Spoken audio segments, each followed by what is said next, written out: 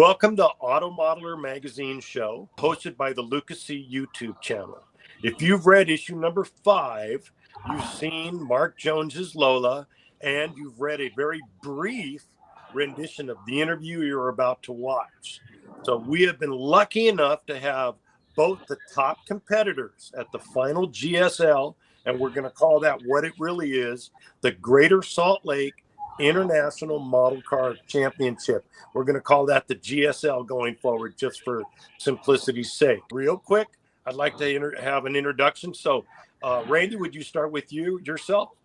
Sure. I'm Randy Derr, and have been building models for way too many years now, well over 60 years. Been competing at the GSL since the early 90s. It's just been a great experience to be part of that contest and that whole weekend so many different times. And Mark, tell us about yourself just a little. Well, I've been building for almost 60 years. I started going to the GSL in 98, but I didn't, 99, and I didn't compete till 2001.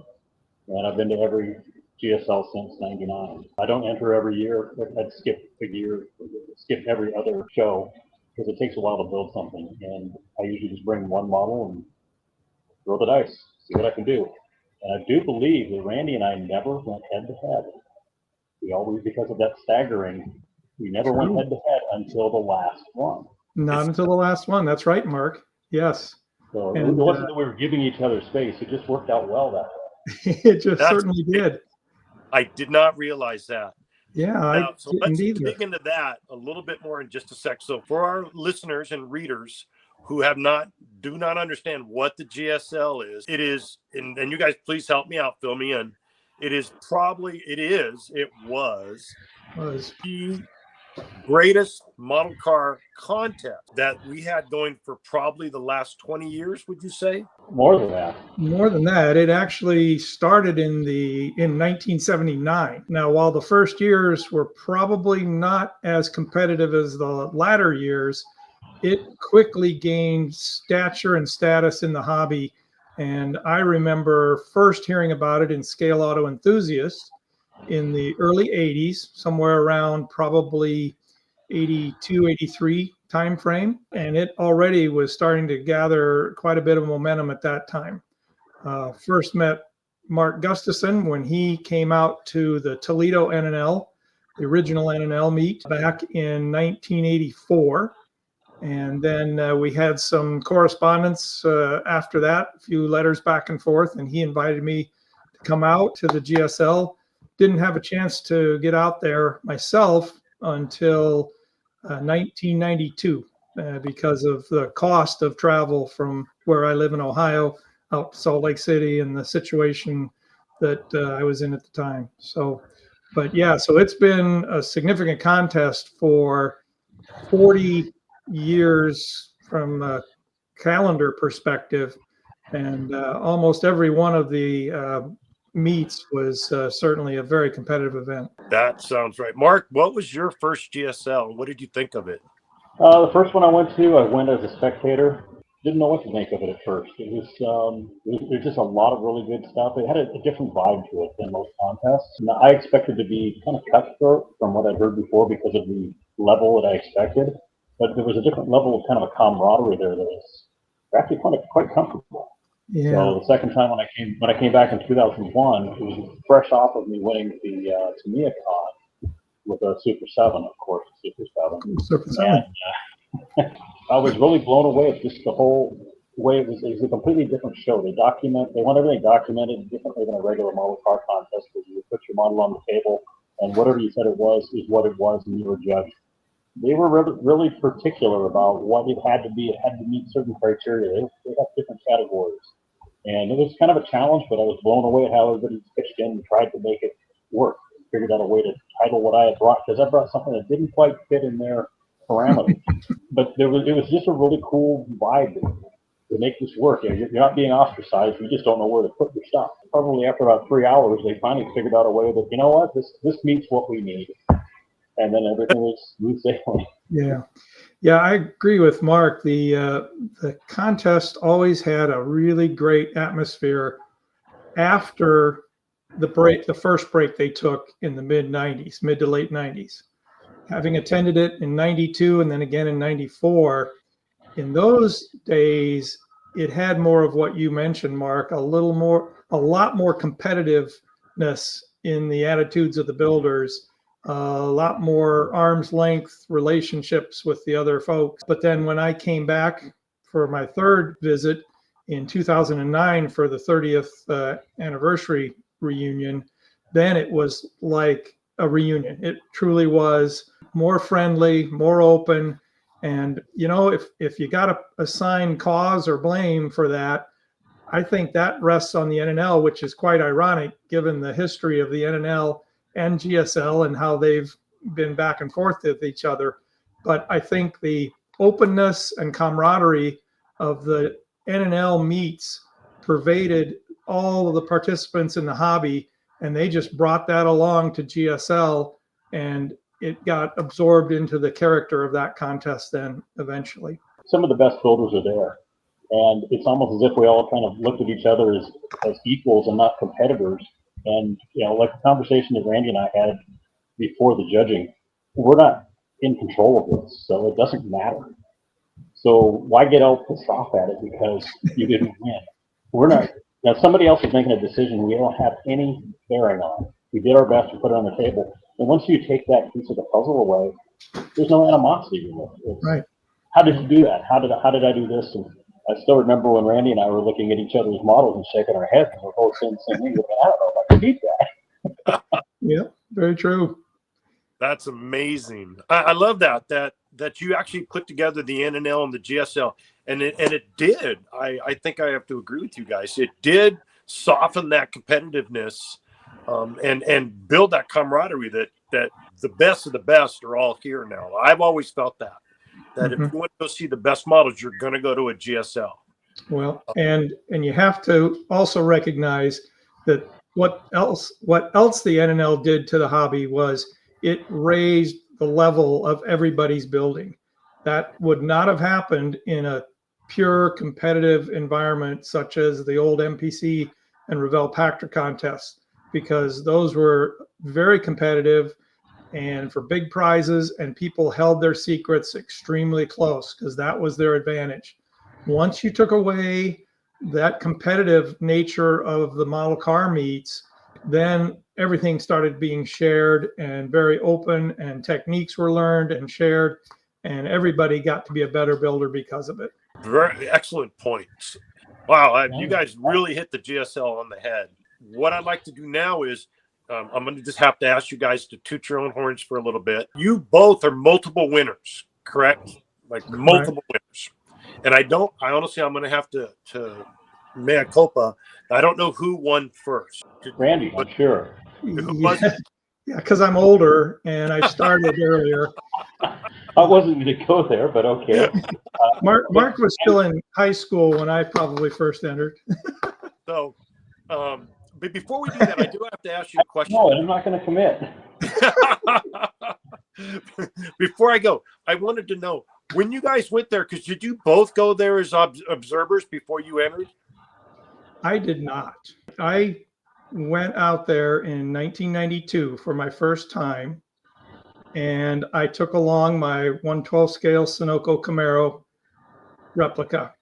Yep. And the purpose was to enter it in that level of a competition and see how it stacked up compared to everything else that was showing up for that contest. And amazingly, was awarded Best of Show at my first time at the event. Wow, that's super impressive. Well, thank you. So, that you answered actually the question. So you're in 82 was your first one. 92. And I know you're Sunoco because that got a lot of coverage. Right. SAEs. Scale Auto Enthusiast. Yeah. Yay, Scale Auto. Can you go from there and just kind of take us through your history up to present? Sure. Yeah, in terms of GSL history, 1992, the first year I attended with the Sunoco Camaro, and then waited 2 years, went back out in 94. And that year I took an assortment of 24th, 25th scale models to enter without really any big expectations because there just hadn't been enough time to build anything significant enough. And then took a break after that. I didn't go back until 2009.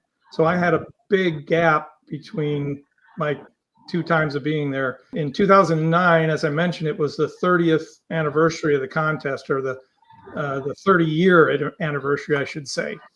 And they were inviting past winners to bring their models and put them in a special display. So I went out in 2009, and it, just as an afterthought, took along my AJ Void Camaro, feeling I better take something to enter. I don't want to just go out there and show the Sunoco Camaro and not have anything to enter. So I took the Void Camaro, and even through that weekend, just really immersed myself in the whole event, stayed at the hotel, had no means of transportation. So I was, prisoner of the contest and the event. I went to all the seminars, the auction, all the fun stuff that they have planned there, took the tour to the museum. And on Saturday, I was looking at the contest entries and I'm thinking, oh man, I really messed up. I didn't think this through. I hadn't even brought along a build book or any documentation for my Void Camaro. So in those days, I didn't have cell phone, didn't have laptop computer. So I went down to the Hotel Business Center, got on my email, found a file that I had sent to one of the magazines that ran a feature on that Camaro. I downloaded that, printed it, and put those pages on the table with the Void Camaro. So at least there was some documentation. And come Sunday morning at the awards banquet, was really quite stunned to have learned that I won Best of Show with the AJ Void Camaro in 1/4 scale. Yep, I was there for that event. I remember that. Very good. And then I returned it was now on an every 2-year cadence, and I returned every 2 years. The next time was 2011, and I had the USAC sprint car, the 1/12 scale scratch built sprint car with me. And that also then was a Best of Show winner. And then I came back in 13, 15, 17, then came back in 23. So I attended it a lot more frequently in the latter years than in the early years. Wow. So how many is that? Before 23, that's 3 of them? 23, that's 3. Wow. And at the time that I got my 3rd, the only other person with 3 was Augie Hiscano, who I think had already passed away. Wow. Mark had 1 win by the time in 2011. Then he quickly added 2 more, and I'll let him talk through those. No, I already, let's see, 2007 was. Yeah, 2007 was your first. I've got the computer. Yeah. Okay, test me here. You did my work. I like that. Okay. I can send this to you, Scott. It's I don't remember where I got it, but it's a full list, all 28 events. Oh, that's awesome. Okay, so in 2005, no, let's see, 2005 I judged. Who was the big winner in 2003? Bruce Owen with the Virtue. Yeah. That's right. Virtue RSX. The red car. Okay, I take it back. That's the year that I judged. Yeah, same as Randy. I skipped every other year, and it really worked out for us to not have to compete with each other. I really don't know who would have won. I figured he would, but I wasn't judging. So I figured the exact opposite, that Mark would have. So I continued building the Super 7s. I don't know that I have an addiction. I've been on a 7-step program for a while. But 2015 was one of them. Yes. And let's see, was that the Unique 7? That was the Unique 7 in 15. Okay, so that one's 100% scratch build. That was a challenge to myself just to see if I could make every single nut, bolt, piece, tire, nothing sourced from any kit, just fabricate an entire kit. Wow. Yeah. Beautiful work. It was kind of homely looking. I'll give you that. Is that the yellow one?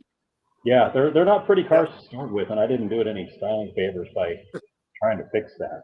But it had style. I liked it. It's unique. It's unique. That's right. That's aptly named. Yes. I taught myself a lot of things doing it, so it was definitely worthwhile. Then the last one after that was the Gulf sponsored Caterham. Mm-hmm. So that would give me 3 wins. That was in 19. You won your 3rd in 19. Yep. That was the year I had to miss. but I read all about it after the event. I remember that came down to be kind of a nail biter between Chris Sobak and me. We had a mega funny car that was quite nice. Yeah, when they did the awards, Mark Gustafson drug it out to the maximum impact of nail biting. Of course. Always the showman. Yeah. That's awesome. So at that point, how many did you have, Randy? You had 3 or 4 at that point. I had 3 at that point, and you had 3. Okay, so this was a tiebreaker.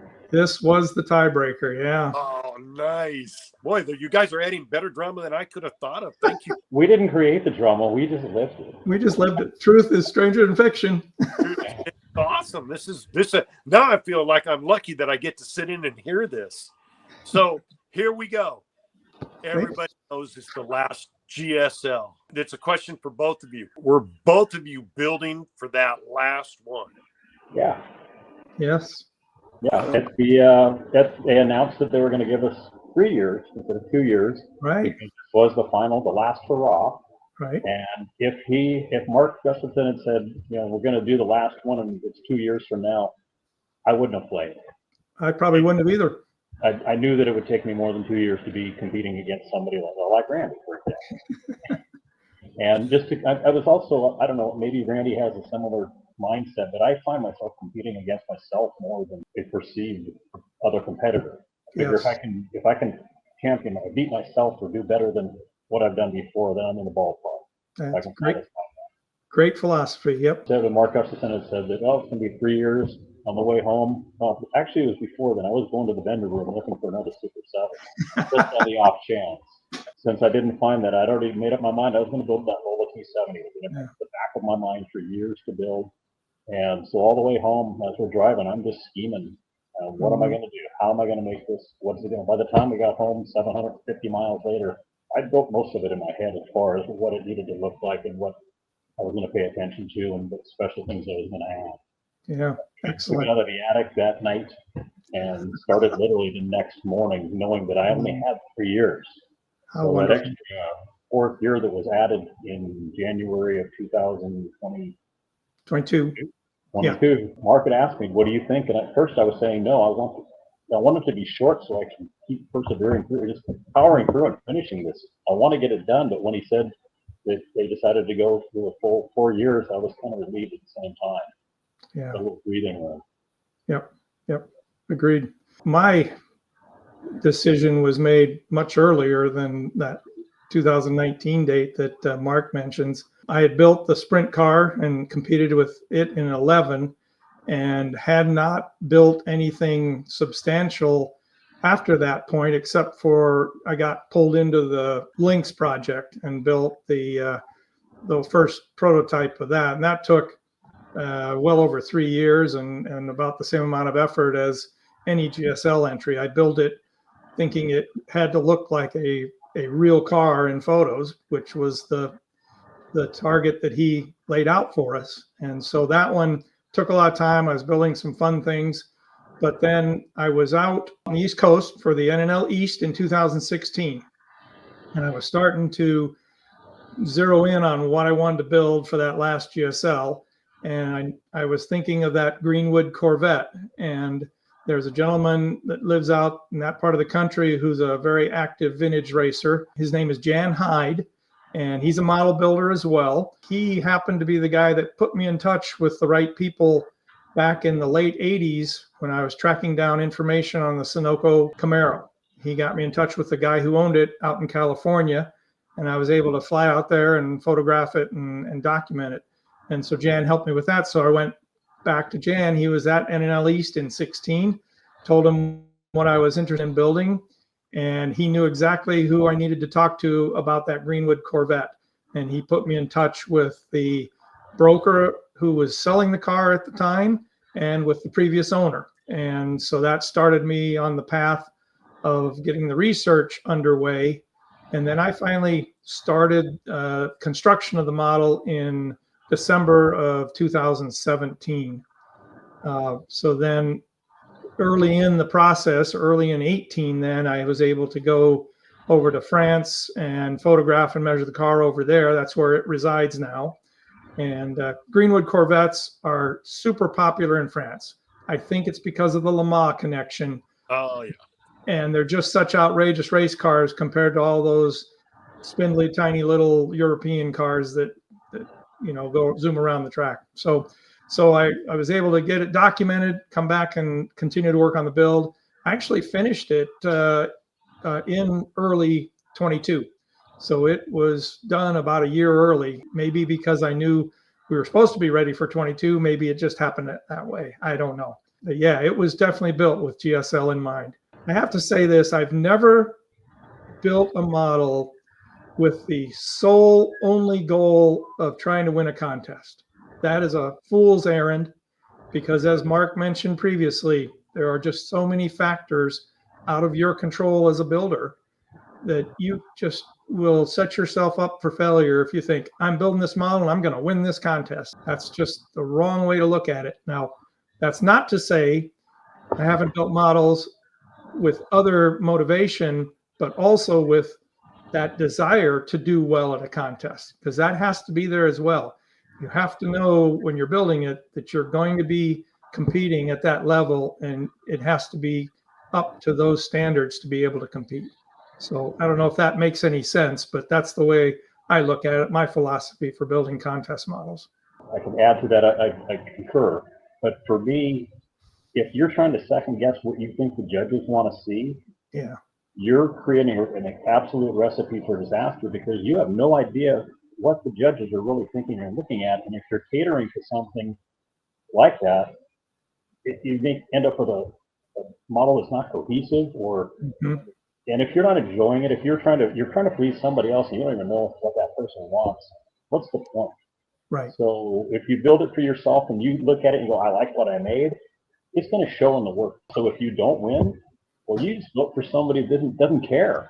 You've got something on your shelf that's going to look at you, and you're going to look at it and say, I don't like you anymore. Right. Very true. Yeah. So if you build with the premise that you're building it for yourself, and whatever happens, you'll still enjoy it, you're going to get the best results that way.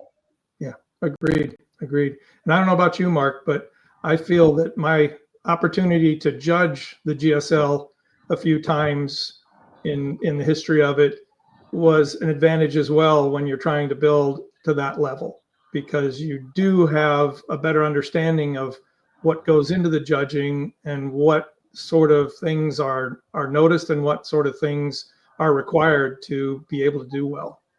For me, one thing that I thought was, I only judged that one time, the GSL. I've judged many shows. I've run my own show for 20-something years. Yeah. And one thing that I took back from the GSL was they looked up the tailpipe. They looked in everything.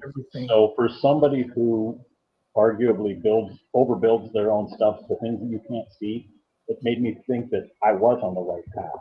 Yes. And the advent of digital photography, it justifies my passion to do that, because I don't care if you can't see the stuff in the muffler that I put in there. I took a picture, so I can prove it's there. That's right. That's very correct. Yeah, very good point, Mark. Very good point. From a participant standpoint, I look at you guys and I think, where's your mindset on perfection? How perfect is perfect? How good do you have to be competitive on the highest level? Well, I think that's two different questions. One of them is something that you have to decide for yourself. And another one is you're almost asking us, if I'm understanding the question correctly, what is that bellwether? And that's something I think has to be set by the individual person. We can tell you what other people are doing at what level they're at, and that's a level to aspire to. But for me, I know when it looks right. And if I'm building a contest model, so to speak, at the low or the Super 7, I set the bar for myself at 99. And there's a certain point where you realize you're not going to get to 95, and you've got to decide, are you going to live with it, or are you going to kill yourself to get to 90, 96 or 97? Mm-hmm. And as I've gotten older, I've realized I don't care that much anymore. And every once in a while, you will get 100%, and you're going to be really happy. Just don't break your arm, pat yourself on the back at the same time. Mm-hmm. There are times where I didn't get the results that I want, and I've gotten frustrated, and I'll walk away. I'll come back and take another tack and find a way to do at least enough to make me satisfied with that model.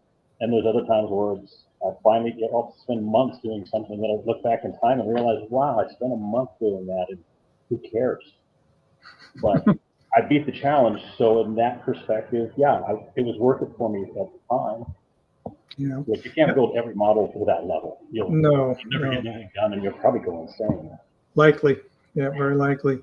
I know for me, perfection is always just out of reach because just by definition, it's going to be. Keeping in mind what we're trying to accomplish. Mark mentioned the digital photography.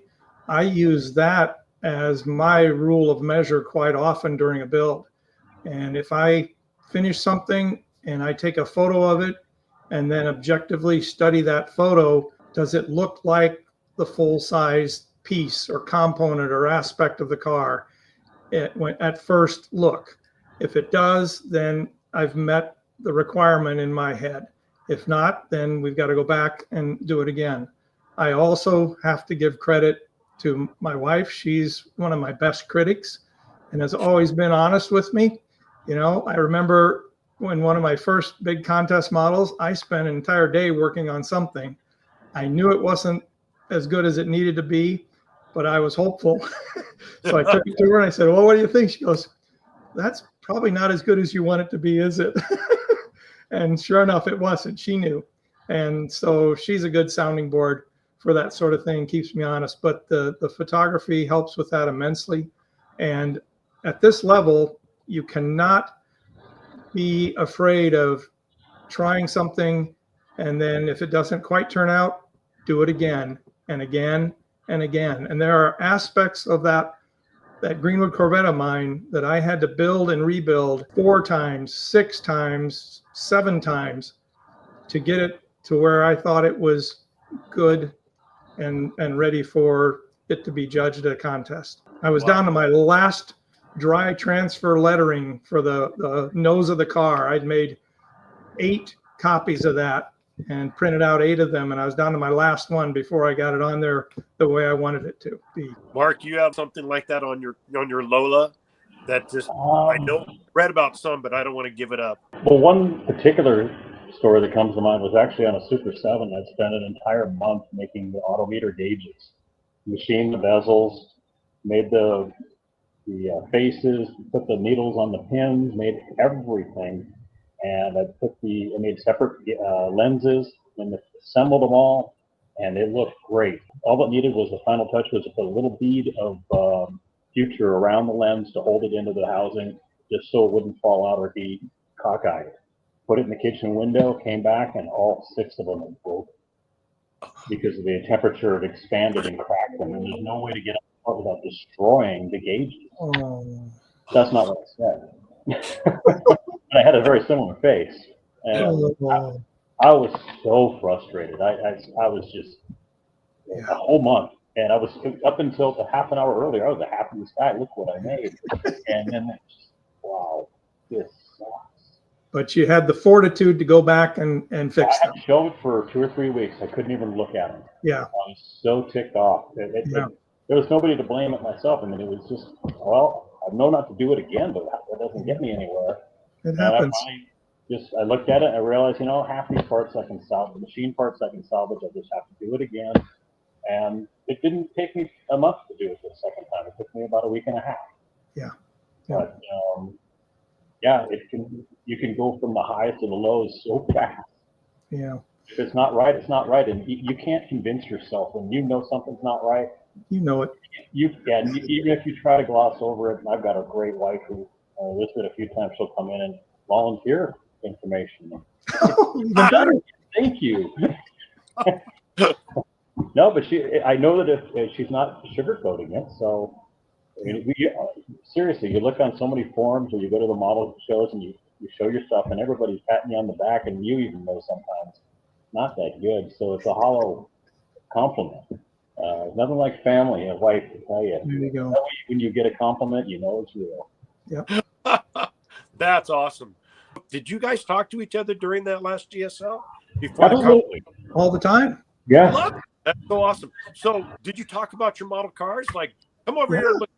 Oh yeah, there was actually, I think we were kind of drawing a small crowd at one point while we were, I wouldn't say critiquing, just admiring each other's work. And I do remember we already touched on it, that conversation where we both said, no matter what happens, it doesn't matter. We're friends. Who gives a crap?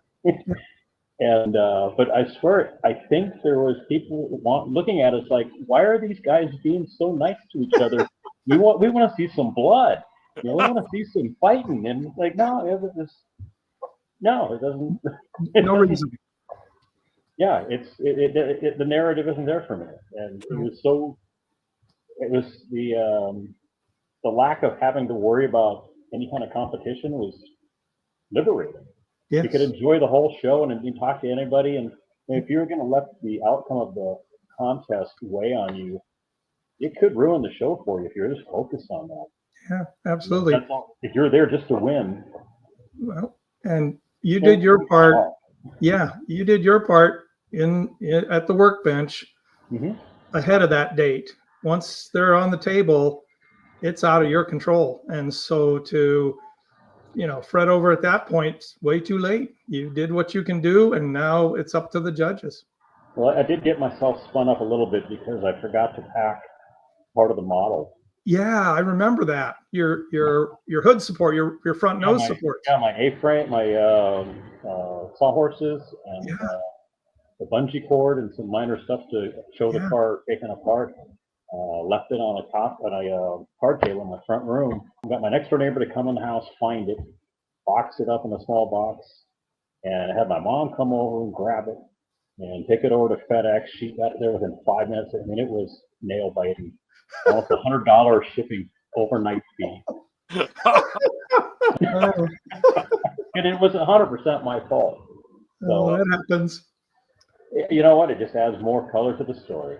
There you absolutely, and it's so funny how we always come through. You figure out a way to make it happen. Well, it wasn't me. That's the best part. My friend, my neighbor, my neighbor is a friend, and my mom. All these people, and my mom is on the phone with my wife, and we're in the hotel room. It's like we've got this whole business thing going, and we've got the phones going, and I'm dealing with FedEx, and she's trying to get my mom directed there, and it was very frustrating and very, I don't know, it seems funner now when I look back on it, but it really felt at the time. So Randy, when Mark was showing you his Lola, what were a couple of the things that you would have said, hey, what's this? How'd you do that? Oh my word. I don't even know where to start the list, because I just look at his work, and I have to admit, and Mark, you may know this, but you were posting progress photos on your Facebook page in an album. And I started checking those every so often, well ahead of that last GSL, just to see what you're doing. And I'd look at those parts and I think, I'm sunk. This looks like he's building a real car and just taking photographs as he's building the real car. The realism that you achieve in your components just blows me away, just really impresses me in terms of, I look at those parts and it's hard to answer the question, is that a full-size alternator or is that a model car alternator? Just as one example, and you can apply that to all the different pieces and sub-assemblies in your model. Just beautiful work. Thank you. And again, the photos, I use that same bellwether. If it looks like it, I've got an old Mavic camera that works really good with the macro in direct sunlight to give it that feel of a real part. And if it can pass muster on that, then I'm on the right path. Yep. Fortunately, it doesn't have the resolution that you like for your magazine, Scott. You'll get there. Don't worry. You'll get there. Not if I keep using that camera. Yeah, I was also very impressed with your use of the rare earth magnets to hold the major assemblies together, because that is continually an issue, as we all know, with scale model cars, trying to hold them together. You see a couple of approaches at most contests. Either very few things open up, or they open up very unrealistically, like the hood just lifts off and sets beside the car, or some of the builders will elect to show the car disassembled, all the body work off, a wheel and tire off of it, and they'll have it up on jack stands, but it doesn't actually go back together. It's just displayed in that level of teardown, and that's how it was built. It doesn't go back together.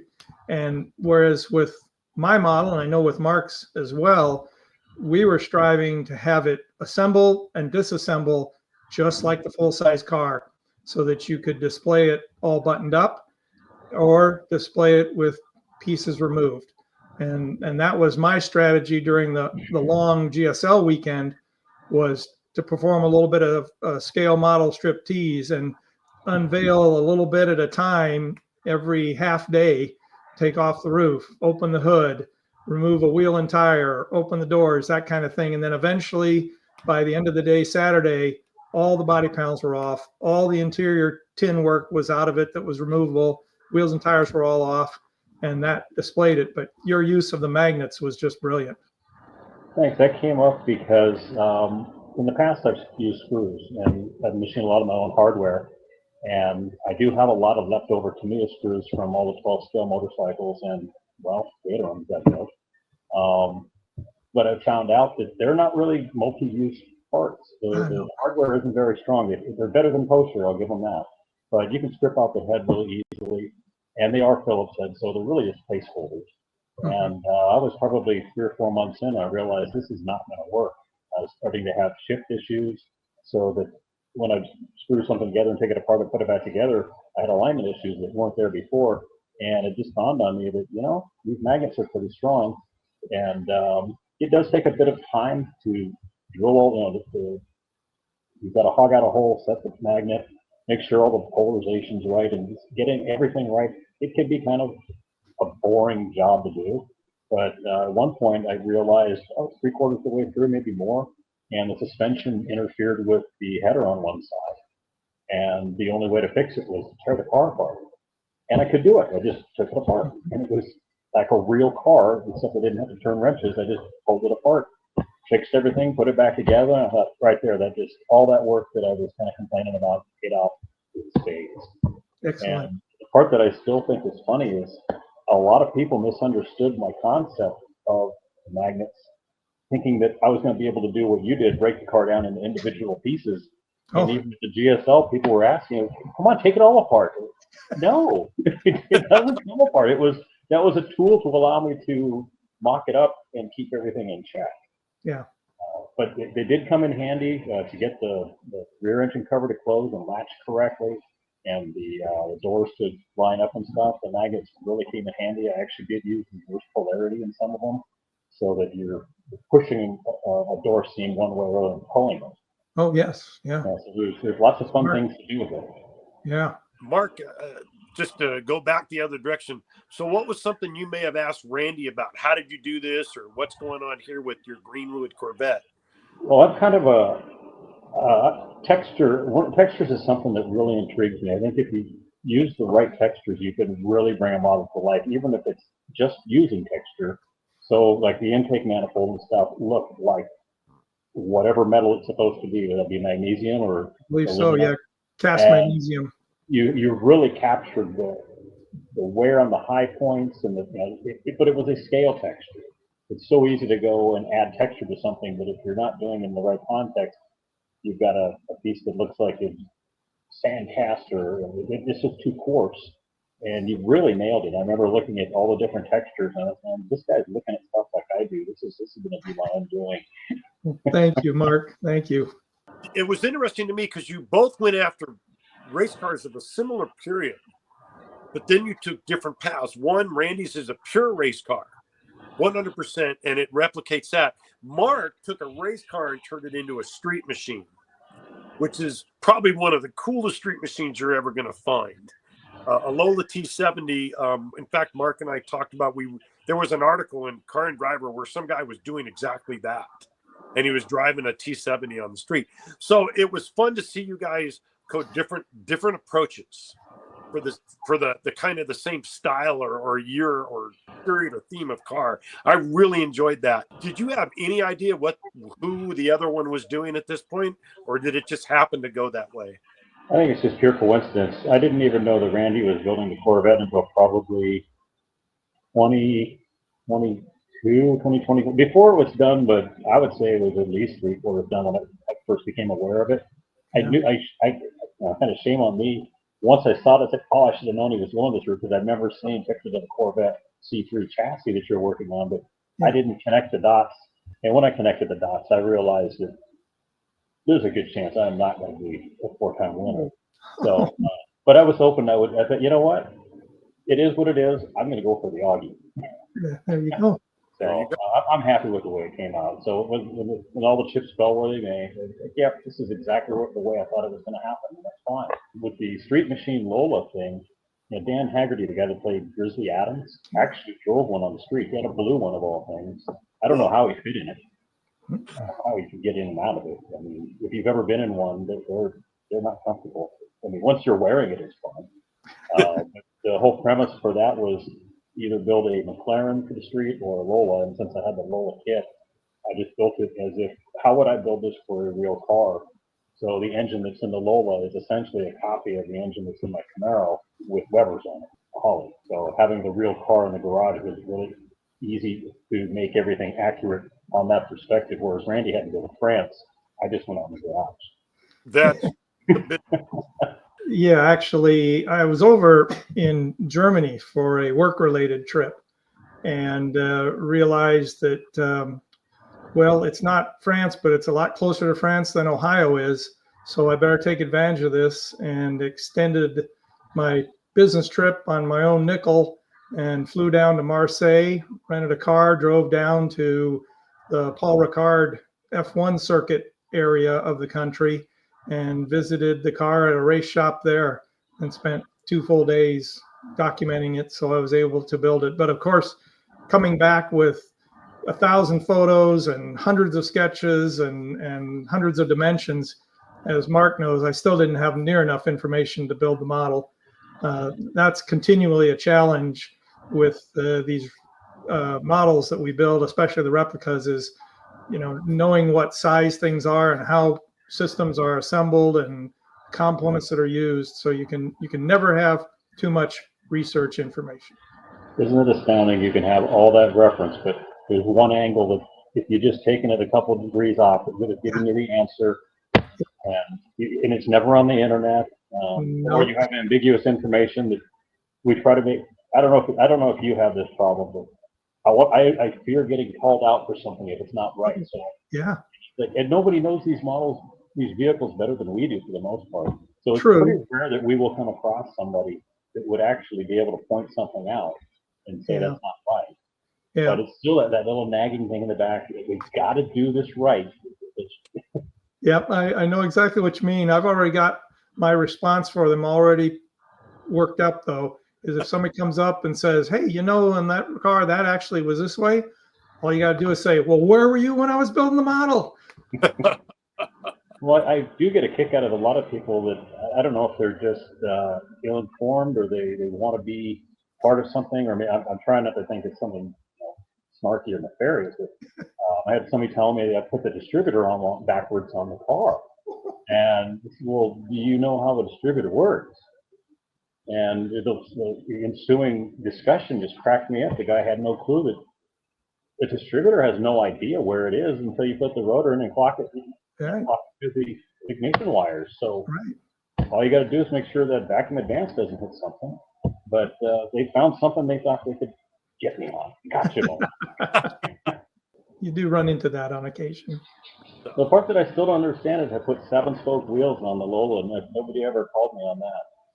Is it a 6-spoke wheel? Because they're 6-spoke, yeah. They're supposed to be, but I got this thing about 7. So Yeah. I added up 7-spoke Lola wheels. And I thought it looked kind of cool. And I really thought someone was going to point out and go, hey, what's with the 7 spokes? Because I had an answer for that. They just looked good. Well, today you can CNC anything. Yeah, true. There you go. As it came down, the last day on Sunday morning, in fact, Randy, I was standing near you as we were in line waiting to go inside. Yes, I remember. Yes. And I could feel it. I don't know if it was you, but I could just feel that there was a lot of people really excited about what's going to happen.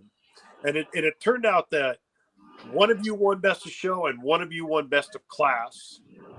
We both won Best of Class. This one Best of Class. We weren't in the same class. Right. So he was in Replica and I was in Street Machine. Right. We're both able to get a first place. Yeah, and that had to be the case because Best of Show comes from all the Best of Class winners. Right. So we wouldn't have been able to go head to head if we were. Well, I guess we would have, but it would have been for class anticlimactic because we would have somebody would have got cut off at the knees in the category instead of at the best of.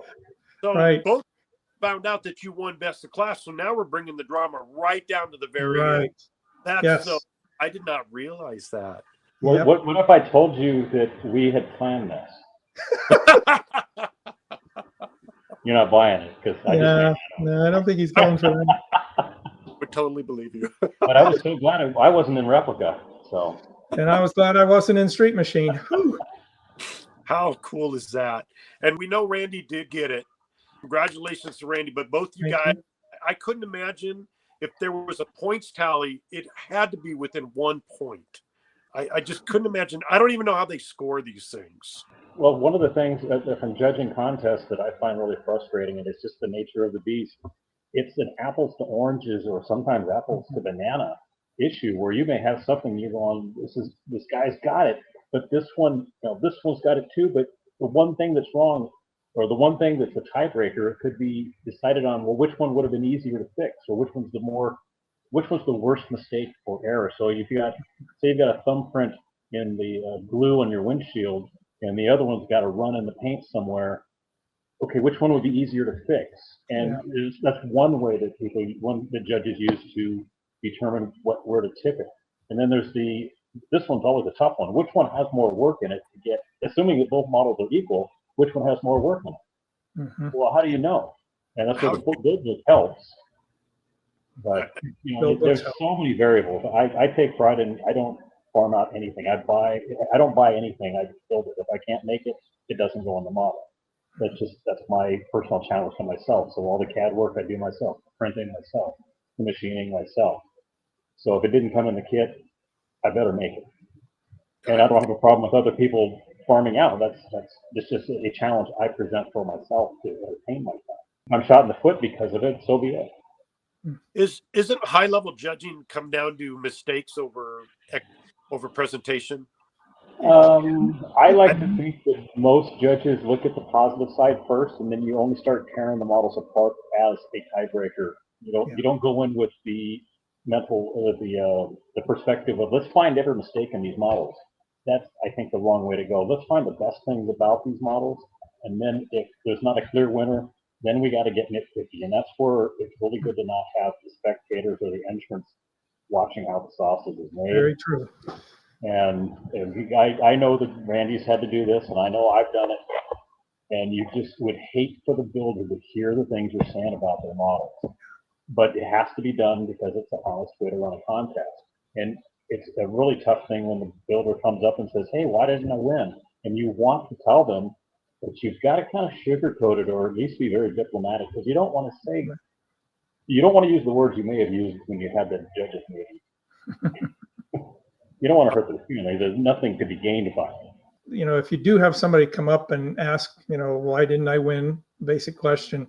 I always appreciate that because they're wanting to improve how they build. And so they're looking for constructive criticism, not just, well, it wasn't good enough. They're looking for very specific reasons. And so I'll welcome that opportunity, take them to their model if it's still out on the table and point some things out. And many times it'll be a situation where, oh my, I didn't even think about that.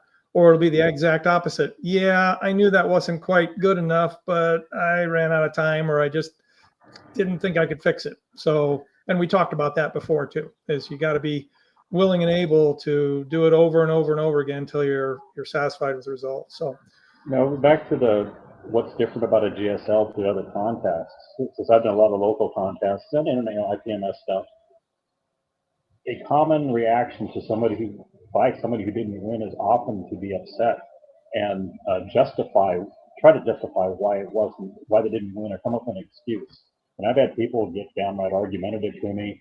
The funniest one, which is unfortunately a common thing, is you don't know anything about building models because I see you didn't enter.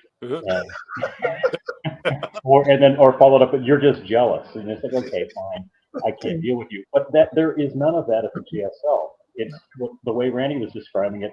There is this want to do better attitude, and there's none of this pettiness.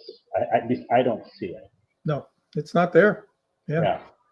And with the stature of the contest being what it is, more often than not, and you see it in the awards banquet, people are just thrilled with a third place or a second place, or just, I brought 4 models and I got 3 awards, whatever place they were. They're just happy to have been there and done that well, because as we talked earlier, you just don't control that outcome. And so to be in the running is the accomplishment in itself. Like being on the podium in the Olympics. Yeah, very much. At this point in time, we no longer have that contest. Right. And you know, I love contests. Like I said, I'm usually a participant, but I still love them. And I'm hoping, and I would like to get your input on that. You know, do you think there's still room in our hobby for that level of contest, and how might that happen? That's 2 completely different.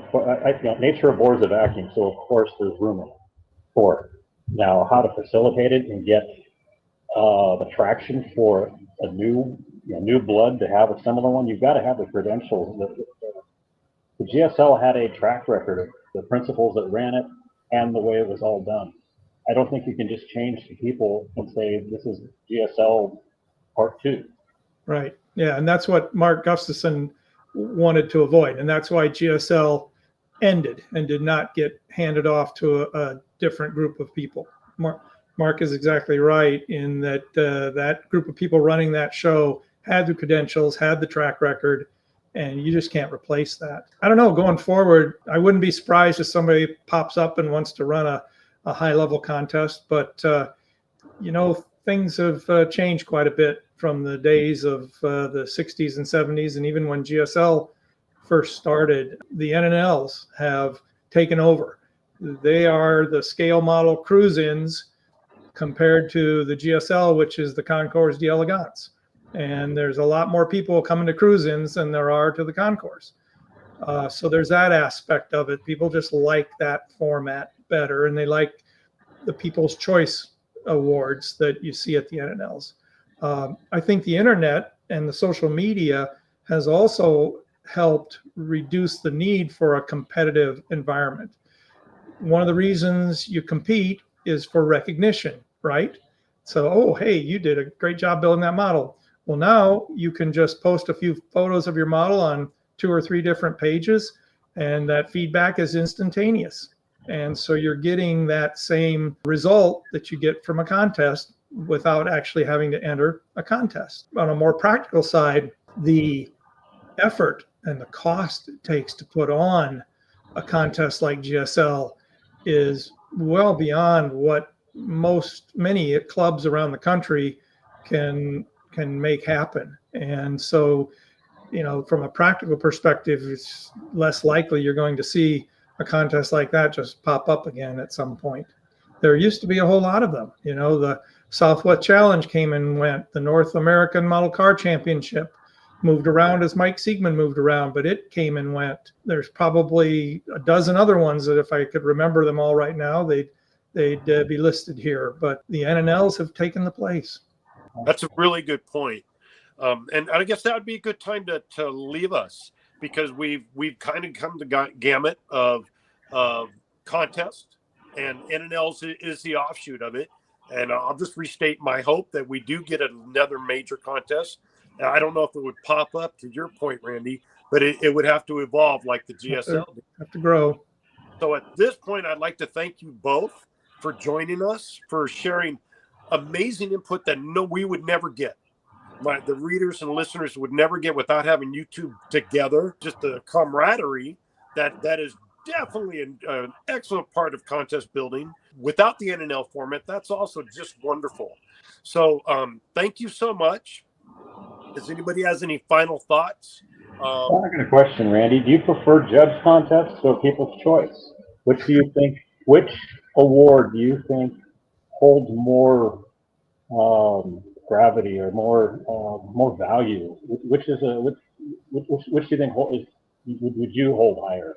Being judged by a bunch of people, just people, or having professional, lack of a better term, professional judging the work? Well, that's a great question and kind of a tough one. In a way, they both have great value in that, you know, in a judge contest, you're given an award based on the efforts of a small team of judges who have spent many, many hours looking at everything on the table, not just what they like, not just what caught their eye, but everything. And from that, your model bubbled up to the top. So there's great pride in taking that best of show judge's choice. However, on the other hand, the people's choice is also extremely meaningful to me, because that's your peers. Those are the people that are doing exactly what you're doing every day, every week, and they recognize that your work on the table is their favorite in the room. And so that has a lot of value to me too. So kind of a Weasley answer there, Mark, sorry, but they both have value. I get it. And in 2007, when I know you've also had this wonderful feeling where you get both judges and people's choice. Yes. And it's a very validating feeling. And for me, though, when builders are judging, I tend to give that a bit more credence. The issue I have with the NNLs is when you have people that come in and they're spectators, and that's fine, but they don't really know. And we've seen it happen so often. They pick the prettiest thing. So to me, it kind of diminishes some of the value compared to professional judging. Right. But when you phrase it as a builders are the ones voting versus just spectators, that I 100% agree that is very validating. Yeah, it's a fine point, but it's a critical one. And you'll see it both ways at NNLs. Sometimes it's people's choice, sometimes it's builder's choice. Because it's also easy with people's choice for ballot boxes to get maybe a little bit heavy in certain areas simply because somebody, they bring their posse, their family, their friends all show up, drop a ballot in the box, and they're on their way. But whereas with the builder's choice, you enter a model, you get one ballot, you're voting. That one is really meaningful. And I've always thought it was an interesting dynamic that it's human nature to vote for your own model if you're doing builder's choice. And the fact that we usually get a handful of people that do not vote for themselves. Yeah. Hats off to those people that have that integrity. Oh, yes, absolutely. Mark, that was an excellent point. Thank you so much, both of you, for joining us and for sharing your thoughts. Like I said, I don't know if we'll ever get to see this again. That the two champions talking about their models in the final competition. It's amazing. Oh, we can talk more. You can see more if you want, but I don't think we're going to have any new models to go head to head. No, we won't have that. But before we go, though, Scott, I think I need to point out that we all owe a huge debt of gratitude to Mark Gustafson and his team for creating GSL, running GSL to the level of integrity that it was conducted at, and providing all of us a super competitive, high-level contest venue to be able to participate. So hats off to him and his team for pulling that off all those years. We miss it, but we certainly understand the decisions that were made there. I think I'm a better builder because of the competition that I experienced there. I agree. I am too. Man, you guys are the best. Thank you for bringing that out there, because Mark does deserve that. And that was a lot. That's not little work. No, that is not. And, the model car museum that he's doing as well. We know that there's big news coming on that one as well. Thank you both for having us. Thank you very much, Scott. Thank you, Mark. Good to see you again. Good seeing you again. And from Automodeler Magazine, you keep building the models and we'll keep telling the stories.